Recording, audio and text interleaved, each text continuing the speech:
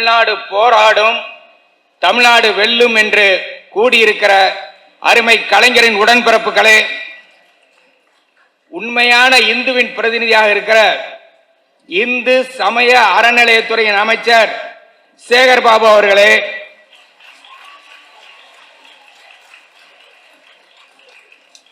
திராவிட பேராசான் பேராசிரியர் கருணானந்தம் அவர்களே,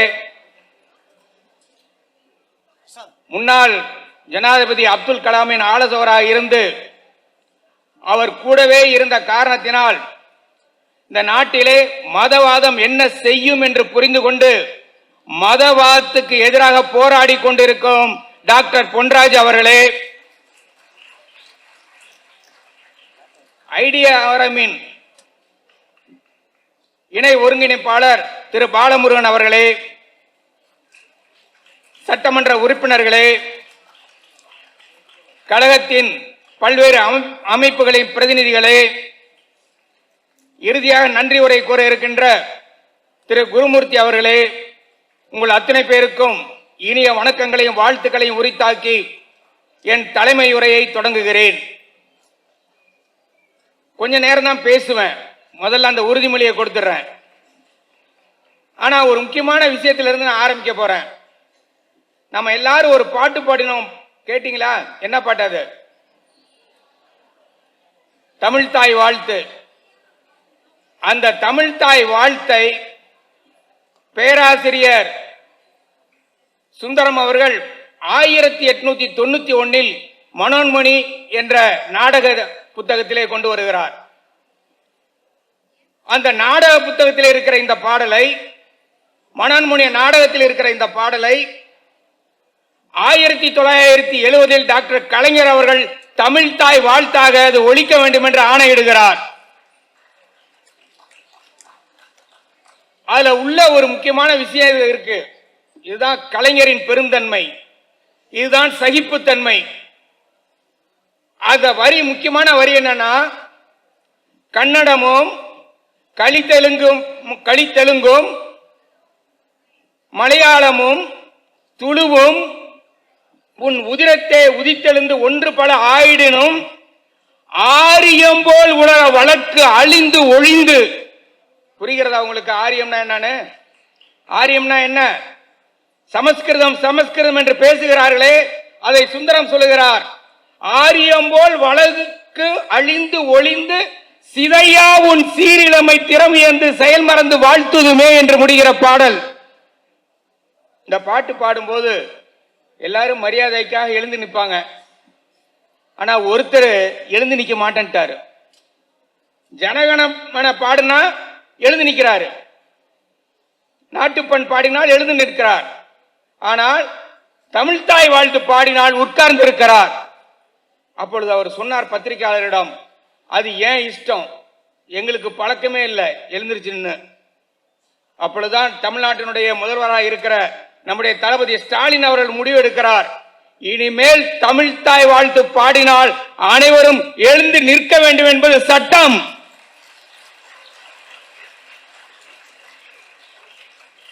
தமிழ்தாய் வாழ்த்திலே இத்தனை விஷயம் இருந்தா இன்னும் எத்தனை விஷயங்கள் நாட்டில் நடக்கும் என்பதை புரிந்து கொள்ளுங்கள்.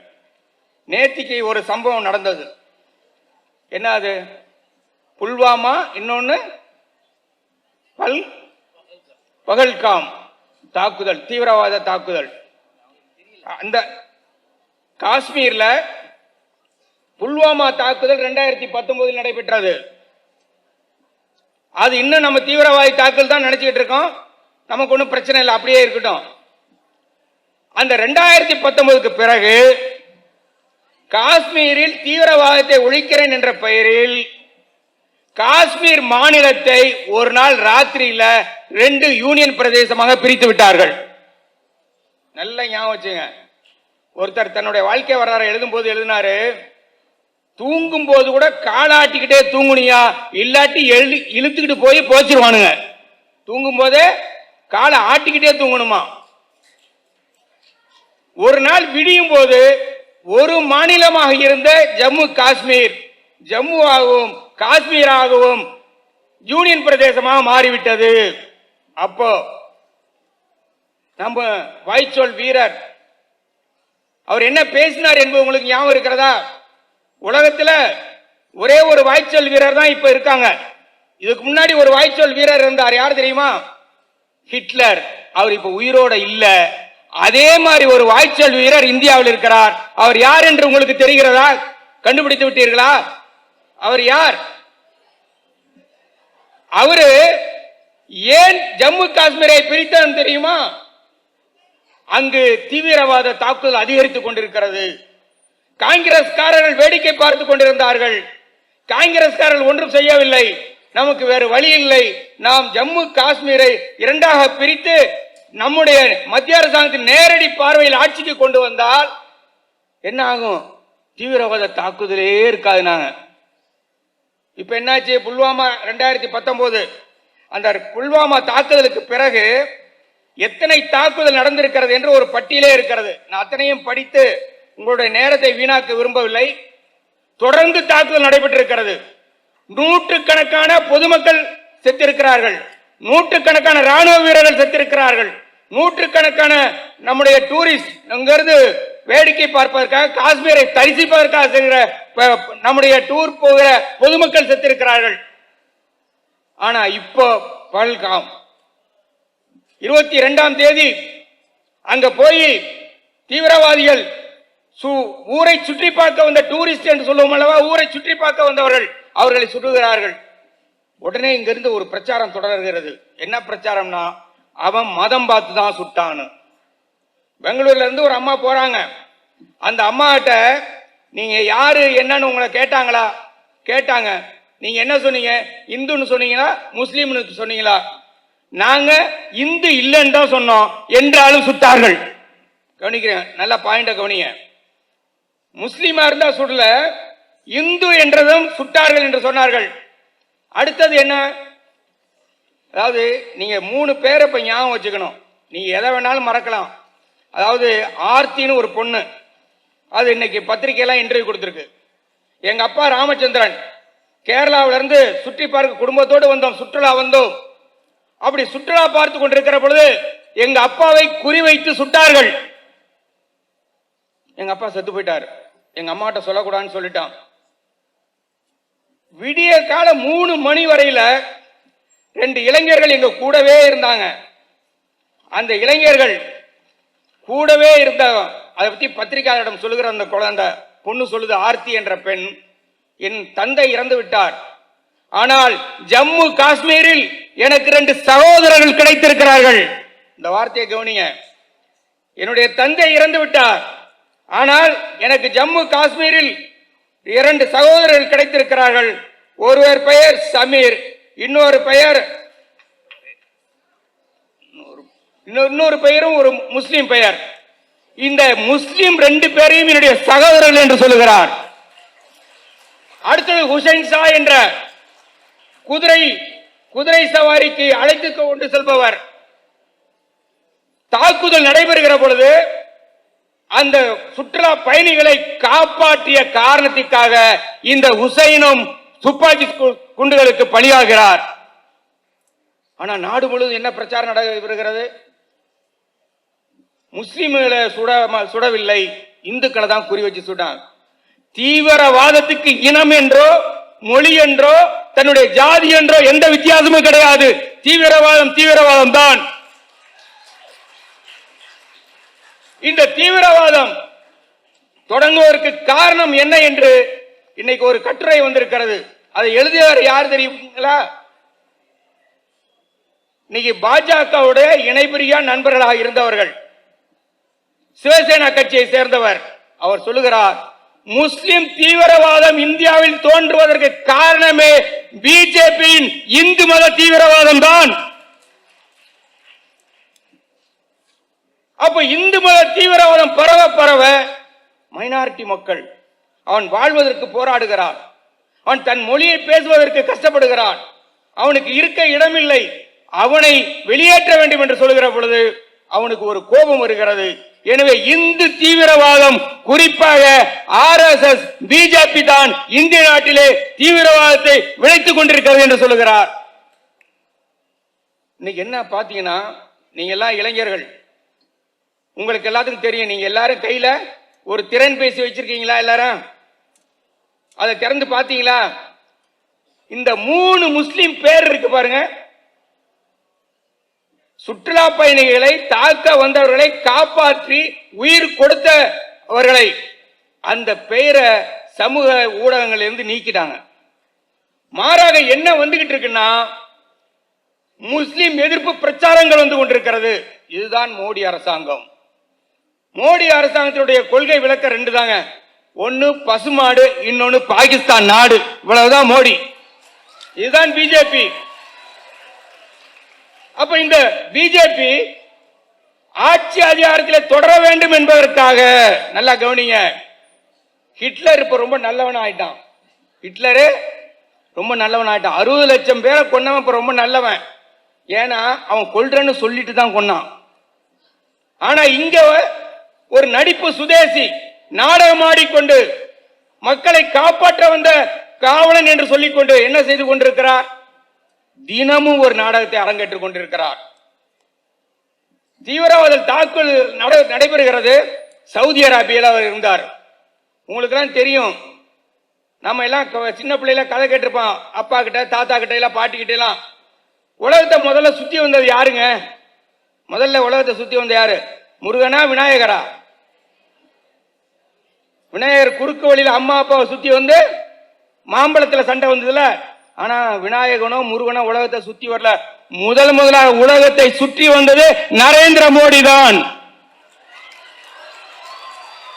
அந்த நரேந்திர மோடி தன்னை ஆட்சியை தக்க வைத்துக் கொள்வதற்காக பல சித்து வேலைகளை செய்கிறார். அதுல முக்கியமான ஒரு விஷயம் தான் இந்த ஜனநாயகம்.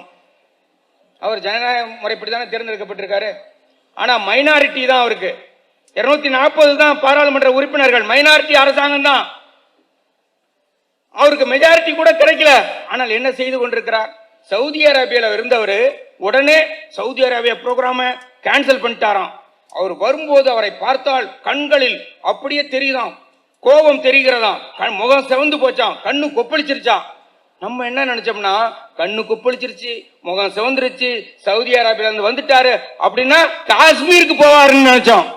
ஆனா அவர் எங்க போனாரு? காஷ்மீருக்கு போனாரா மோடி? இதுவரை மணிப்பூருக்கு போயிருக்காரா மோடி? காஷ்மீருக்கு மோடி போகல. எங்க போனாரு? பீகாரில் தேர்தல் நடைபெற காரணத்தினால் தேர்தலில் பிரச்சார கூட்டத்துக்கு போகிறார். அனைத்து கட்சி கூட்டத்தில் ஒரு பிரதமர் இல்லை, ஆனா பிரச்சாரத்துக்கு போய்விட்டார். அது மட்டும் இல்ல, என்ன இப்ப நடந்துகிட்டு இருக்கு? பிஜேபிக்கு இன்னொரு பேர் உண்டு, தெரியுமா உங்களுக்கு? Bulldozer Janata party. பிஜேபிக்கு இன்னொரு பேர் என்ன? Bulldozer Janata party.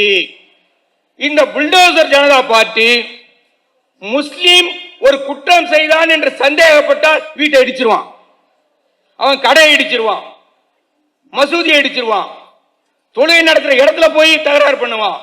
சந்தேகம் உண்டாவே அங்க நீதிமன்றம், கோர்ட்டு, நியாயம், தீர்ப்பு, அதை பத்தி எல்லாம் கவலையே கிடையாது. நாங்க சொல்றதுதான் சட்டம். அப்ப இன்னைக்கு ஜனநாயக முறையில் தேர்ந்தெடுக்கப்பட்ட இந்த பாஜக அரசாங்கம் ஜனநாயகத்துக்கு மிகப்பெரிய ஆபத்தை உருவாக்கி கொண்டிருக்கிறது. அதை நம்முடைய பேராசிரியர் கருணானந்தம் அவர்கள் பேச இருக்கிறார். நான் ஏற்கனவே பாடல்ல இருந்து தொடங்கினேன். இன்னைக்கு மொழி அரசியல் ஒரு முக்கியமான பாத்திரத்தை வகிக்கிறது. என்ன சொல்றாங்க? நீங்க எல்லாம் இந்தி படிச்சா முன்னேறலான்னு. ஒரே ஒரு கேள்விதான் கேட்க தோணுது. அந்த காலத்துல ஜெயகாந்தன் ஊருக்கு ஒரு கூட்டம் போட்டு பேசிட்டு இருந்தாரு. இந்தி படிச்சா வேலை கிடைக்கும்னா இந்தி மாநிலத்தில எல்லாம் எம்ப்ளாய்மெண்ட் எக்ஸ்சேஞ்ச் இருக்குதா இல்லையான்னு கேட்டாரு. இந்தி படிச்சவன்லாம் வேலை தேடி எங்க அமெரிக்காவுக்கு போயிருக்கானா? லண்டன்ல இருக்கானா? ஆஸ்திரேலியாவில் இருக்கானா? பெருமையோடு சொல்கிறேன், தமிழ் வழியும் ஆங்கில வழியிலும் படித்த தமிழ்நாட்டு இளைஞர்கள் வெளிநாடு முழுவதும் ஆக்கிரமித்துக் கொண்டிருக்கிறார்கள். சொல்றான் புதுசு புதுசா தெரிஞ்சுக்கலான்னு. நம்ம இஸ்ரோ, நம்ம எல்லாத்துக்கும் தெரியும், ராக்கெட் விடுறதுலாம் எல்லாத்துக்கும் தெரியும்ல. நம்ம எல்லாம் தண்ணியில, நம்ம மழை வரும்போது வீட்டுக்கு பக்கத்துல தண்ணி வரும்போது ஏரோப்ளேன் செஞ்சு விடுவோம், அப்புறம் ராக்கெட் செஞ்சு விளையாடுவோம். ஆனா நம்மை போல் நம் வீட்டில் விளையாண்டு கொண்டிருந்தவர்கள் தான் இன்னைக்கு தமிழ்நாட்டை சேர்ந்தவர்கள், தமிழ் வழியில் படித்தவர் தான் ISRO சேர்மனாக இருக்கிறார்கள். ஹிந்தி படிச்சவங்க யாராவது ஏதாவது சொல்ல முடியுமா? அப்ப அப்போ இந்தி திணிப்பை எதிர்க்கிறோம். நாம் தெளிவாக இருப்போம். தாயை நேசிக்கிறவன் இன்னொரு தாயை வஞ்சிக்க மாட்டான், திட்ட மாட்டான். மொழியை நேசிக்கிறவன் இன்னொரு மொழியை குறை சொல்ல மாட்டான். அந்த மொழி மோசமானது என்று பேச மாட்டான். நாம் தாயையும் நேசிக்கிறோம், தமிழ் மொழியை நேசிக்கிற காரணத்தால் எந்த மொழிக்கு எதிராக பேசவில்லை. அப்ப என்ன பிரச்சனை? திணிப்புக்கு எதிராக பேசுகிறோம். தமிழ்நாட்டின் முதல்வர் அவர்கள் சொன்னார் 2250 கோடி அல்லது 5000 கோடி நீ இந்தியை ஏற்றுக்கொண்டால் கிடைக்கும் என்று சொல்லுகிற பொழுது தமிழ்நாட்டு முதல்வர் சொல்லுகிறார், நீ 10,000 கோடி கொடுத்தால் கூட தமிழ்நாட்டில் இந்தியை ஏற்க மாட்டோம். வேற எந்த முதல்வரும் சொல்லவில்லை. ஒரு முருக பக்தர்கள் இங்க இருந்தாலும் இருப்பீங்க. நம்ம பக்திக்காக எதிராக பேசவே இல்லை. பக்தர்களுக்கு பாதுகாப்பு தான் இன்னைக்கு பிரச்சனைய. திருப்பரங்குன்றத்தில் நீ சிரித்தால் முருகா பாட்டு ஞாபகம் வருதுங்களா?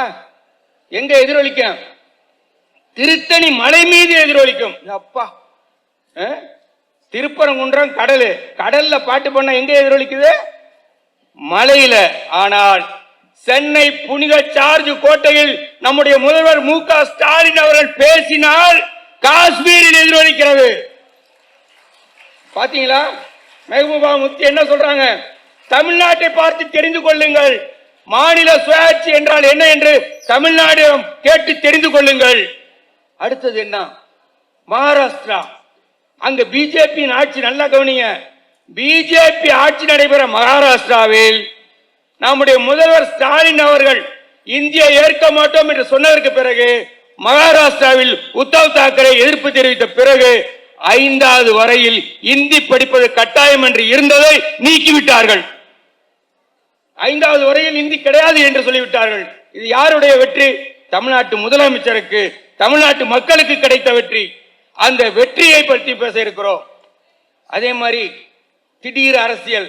டாக்டர் பொன்ராஜ் உங்களுக்கு அநேகமா எல்லாத்தையும் தெரிஞ்சிருக்கும். அவரு அப்துல் கலாம் ஆலோசகராங்க. ஒரு நிமிஷம் முடிச்சிடறேன், ஏன்னா அவங்க நின்று அவங்களுக்கு கால் வைக்குங்கிறனால முடிச்சிடறேன்னு சொன்ன, வேற ஒண்ணும் இல்லை. அப்துல் கலாம் ஆலோசகராக இருந்தார். அவர் ஆலோசகரா இருக்கும்போது பல சித்து விளையாட்டுகளை பார்த்தார். யாருடைய சித்து விளையாட்டுகள்? அவரை அப்துல் கலாமை ஜனாதிபதி ஆக்கியது யார்? பொது அறிவு. டிஎன்பிசில கேள்வி கேட்பாங்க, கரெக்டா நீ சொல்லணும். அப்துல் கலாமை ஜனாதிபதி ஆக்கியவர்கள் யார்? அப்துல் கலாமை ஜனாதிபதி ஆக்கியவர்கள் யார்? பாஜக. உங்களுக்கு 2 மார்க் டிஎன்பிசில இப்ப மார்க் வாங்கிட்டீங்க நீங்க. அவர்கள் கூடவே இருந்த காரணத்தினால் நம்முடைய பொன்ராஜ் அவர்கள் அவருடைய விஞ்ஞான ஆலோசகராக இருந்தார். அவர் கூடவே இருந்த காரணத்தினால் பிஜேபியோடைய விஷத்தனத்தை என்ன என்று புரிந்து கொண்டு விட்டார். அப்ப விஷம் என்னன்னு தெரிஞ்சா அந்த விஷத்துக்கு முறிவு கொடுக்கணும்ல. இன்னைக்கு நாடு முழுவதும் பயணித்து இந்த விஷம் முறிவுக்கான மருந்தை, ஐடியாலஜிகளா, தத்துவத்தை விற்று கொண்டிருக்கிறார் பொன்ராஜ். திடீர் அரசியலை பத்தி பேச போறார். நீங்க திடீர் இடியாப்பம், திடீர் இட்லி, திடீர் சிக்கன், திடீர்னு ஒவ்வொரு பொருள் வர்ற மாதிரி இப்ப திடீர் அரசியல் கட்சியும் வந்துருச்சு. புரியுதா உங்களுக்கு? திடீர் அரசியல் கட்சியும் வந்துருச்சு. நம்ம அந்த கட்சியை மட்டும் மீன் பண்ணல. திடீர் என்று புது புது பிரச்சனைகளை உருவாக்கி அரசியல் செய்கிற இந்த பிஜேபி நாடகத்தை உங்களுக்கு கொண்டு வந்து செல்வதற்காக நம்முடைய பொன்ராஜ் அவர்கள் வந்திருக்கிறார். அவர்களையும் தலைமை உரை என்ற முறையில் கேட்டுக்கொண்டு, ரொம்ப நேரம் பேச என்னால முடியும் என்றாலும் கூட நீங்கள் ஆவலோடு கருணானந்தன் பேச்சையும் பொன்ராஜ் அவர்களின் பேச்சையும் கேட்க இருக்கிற காரணத்தினால் நான் மீண்டும் சொல்கிறேன், தமிழ்நாடு போராடும், தமிழ்நாடு வெல்லும் என்று கூறி விடைபெறுகிறேன்.